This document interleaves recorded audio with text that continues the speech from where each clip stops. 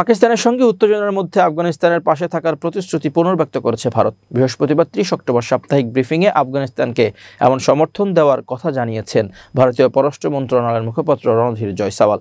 সাম্প্রতিক সময়ে সীমান্তে ভয়াবহ সংঘর্ষ এবং কাবুলে পাকিস্তানের বিমান হামলার জেরে দুই দেশের সম্পর্ক বেশ খারাপ হয়ে পড়েছে।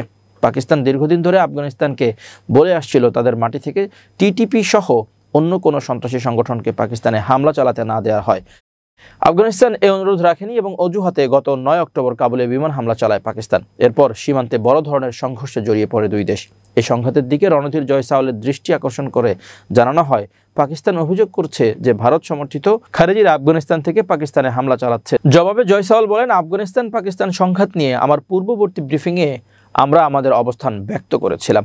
আফগানিস্তান তাদের নিজস্ব ভূখণ্ডের উপর সার্বভৌম অধিকার প্রয়োগ করেছে বলে পাকিস্তান ক্ষুব্ধ।